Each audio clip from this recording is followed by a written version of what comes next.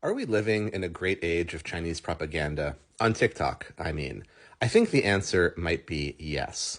But to start, I want to anchor you around an older version of the same, this poster here from The Great Leap Forward, 1958, to remind you of why so many people enjoy consuming this stuff. It might be for the message, the aesthetics, how it looks, or for nostalgia, or a million different reasons that you can imagine. And for all of those, they might be enjoying it either naively or knowingly, that is to say, sincerely or at one level of analytical remove. When I introduce some broad categories of Chinese propaganda later in the video, I want you to recall this poster to think with and see if you can view those things in the same way or according to the same categories. But first, some housekeeping. Propaganda, as I use the word in this video and on this channel, is meant in the Chinese sense. Now, in English, I know it has a negative connotation, but in Chinese, it's quite neutral. It's more like publicity or messaging, something that has no necessary evaluative judgment to it, and that's how I mean it. For that reason, and I'll return to this by the end, I don't find myself all the Chinese propaganda on here in any way threatening. And that's also for some reasons of my own personal biography and background, and you may think differently, and I'm happy to hear about that in the comments.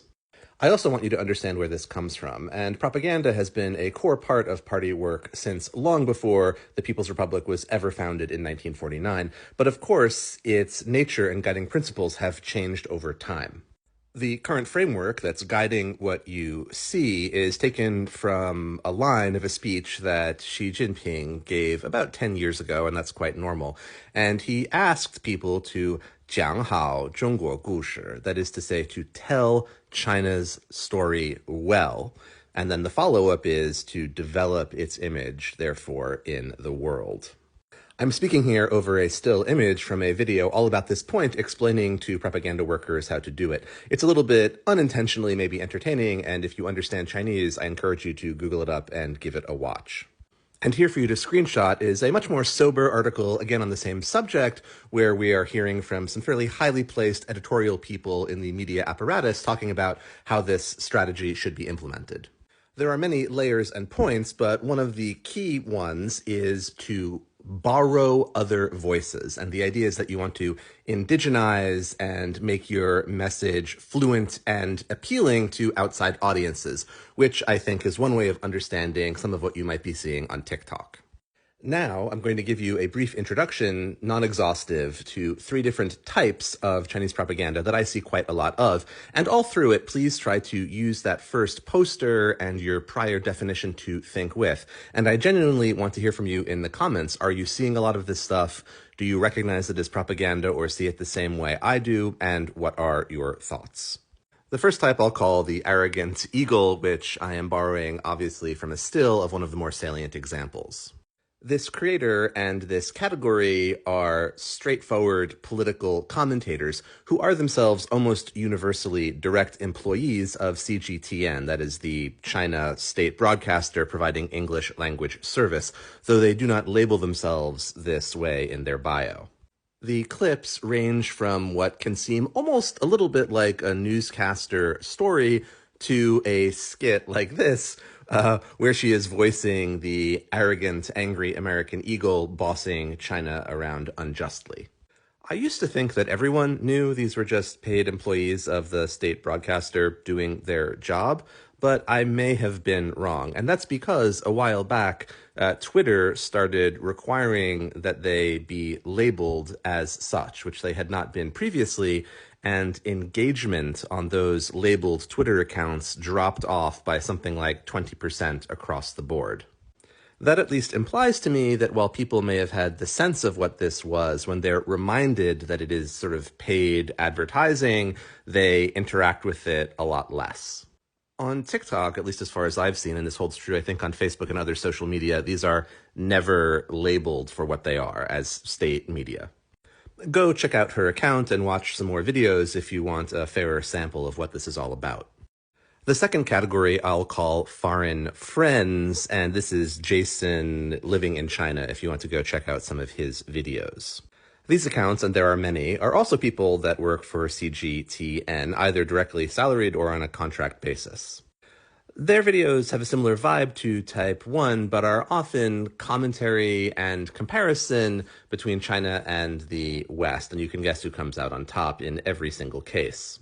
There are many tells on these videos, and not just that they repeat the talking points of state media. You're going to hear a lot of the word truth, true, truly, real China over and over. Conversely, they'll always talk about bias, false, distorted, non-Chinese media. Because these two types are sort of similar, I want to address them together, and please tell me your thoughts about them in the comments.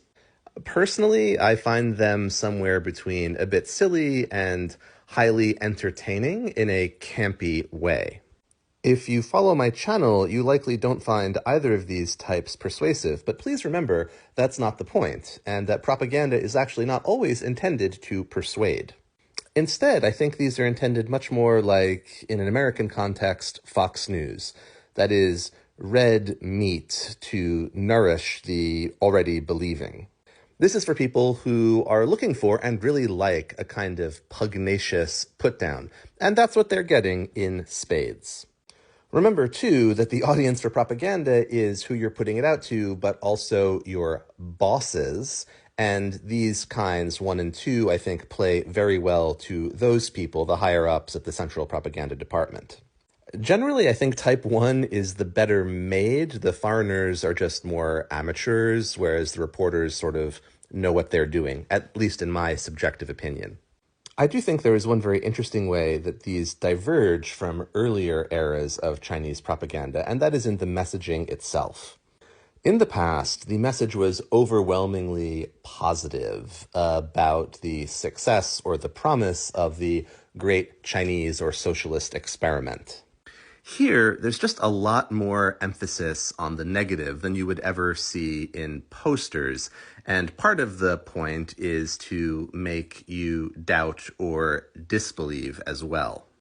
It's really a kind of nihilism, the idea that everything is just a point of view and therefore all equal and indistinguishable, only a matter of perspective. Surprisingly, this seems to have persuaded a number of people who I see commenting on it independently, but for me, it's a sort of pathetic effort that maybe if they had had the sophistication or had gone all the way in a Zhuangzi-type fashion, maybe, but I think it's kind of a failure, speaking personally. As an addendum, this category 2 does not include what I'll call travel content, though that is made by foreigners in China who are getting undisclosed payments for their videos. A recent example would be the Hutchinson family, a kind of right-wing English family of 5 who are now wrapping up 3 months on the mainland. They're problematic for a host of reasons, but just not a regular employee or part of the system, as are the other accounts I'm introducing. But by far, the most interesting, sophisticated, and in my opinion, well-made propaganda is that of Type 3, which I'll call the approachable influencer. They are young, photogenic, without being beautiful, and skew female, a little bit like category 1, but they have a domain that they specialize in that is usually lifestyle-related. It could be cooking, or makeup, or even tech. Techie Rachel, I think she has more than 1 million followers on Facebook, might be one of the better English language examples. But I'm most fascinated often by the cultural ones. These, like the woman we're looking at here, who is Tamil speaking, emphasize how much they love the religion, the language, the history, or whatever of their target audience to create that affinity. Whatever their domain area, they produce content around that, but also have messaging that is positive about China. But it's not constant like the drumbeat of Type 1 and 2. And that, at least to me, makes it more sophisticated and effective. Though, again, please comment if you have seen these accounts and your opinion of them. The majority of them, not surprisingly, are in English, but the second most common type are actually Arabic accounts, like this woman here, and they talk about prayer and culture and often teaching language. The most famous of them is really active on Facebook, Aisha, so you could go check her out over there, and she brought people into her wedding and talked through her own illness and so on, and she is quite popular. If you want to experience a little bit of how that comes across, there is a rare English language version of it in this man's account, who will just take you to every masjid and Muslim restaurant in the country and talk about how great it is.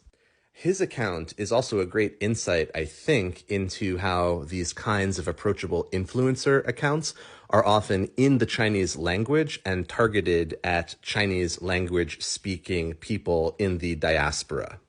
Basically, people that are like your uncles and aunts' ages are getting content from national minorities in China speaking the Chinese language, telling them about how great everything is for them back home. They love picking cotton, that sort of thing, though that's the subject for a different video. There's a great video I found on YouTube, a Pakistani YouTuber speaking with one of these approachable influencers, I think in Pashto, and the woman is in Xinjiang giving a tour around a little village. She's actually giving instructions to the Uyghur locals on what to say or do in Chinese, because of course she can't communicate with them in their native language, and they're nice people and they comply and say hello or whatever, but of course are not that bothered or interested in her, and so the moment they can, they go run inside the house or otherwise abscond, and it's just hilarious to watch. And I actually do watch and even subscribe or follow a couple of these approachable influencer propaganda creators, and this is one, and I'm going to talk about him because I like him and I think he does a good job. The account is called The Monkey Kong, and the presenter, I think, at one time worked for CGTN's 10-minute Mandarin service, but this account was originally centered around sharing images of high-quality, like first-tier cultural artifacts from Chinese history, which often Chinese museums themselves don't do very well, and so I was highly appreciative of his work. He is not himself an expert, but he genuinely tries to get it right and does a decent job, which is more than I can say for a lot of the Chinese history content that comes out of the mainland. Recently, he's switched more to what I would regard as kind of pseudo-travel content, walking around, showing live video of different sites in China, which is not that interesting to me, but seems wildly successful with a large audience that he has built. This is exactly the type of video I would commission if I were in charge, and this is the perfect sort of presenter for this work. I don't know for certain, but on the basis of how he sounds, I'd say that he is a fluent English speaker, though probably didn't have it as his first language. There's still a trace of the Chineseness in there, though the English was learned before puberty for certain. And he has a useful regional accent of the upper South, maybe Southern Virginia, North Carolina, kind of, and he puts in colloquialisms. It makes him very approachable and a great kind of intercultural bridge. Go check out his account if you want to see some positive travel coverage with a bit of history sprinkled in. The only weakness I see is that he doesn't self-identify as state media, which is unfortunate, but surely not up to the presenter, but his bosses. I want to end where we began, and we're looking here at another primer on how to tell China's story well and do propaganda work. To reiterate, I do not find any of the massive amount of Chinese propaganda on this app at all threatening, and I covered a few types, and believe me, there are many, many more. That may have to do with who I am and my own background. What do you think? Do you see all these or other kinds? Did you understand them as propaganda? Do you think that they do a good job? Do they tell China's story well, or are they doing something different? Let me know. To recapitulate, type 1 and type 2 are silly or campy for me, but type 3, that's what I would commission more of and work to tinker with were I in charge, which of course I will never be. Finally, for those of you tempted to say that this video, my channel, or me personally are somehow anti-China for making content like this, pause for a second to consider. I would argue that the best Chinese propaganda produced anywhere on this whole app, all of TikTok, is the very channel that you are now watching. And that is because China is not defined by any one government or single party, still less by one man. That China, as all of my faithful followers will know, is an artwork whose medium is history.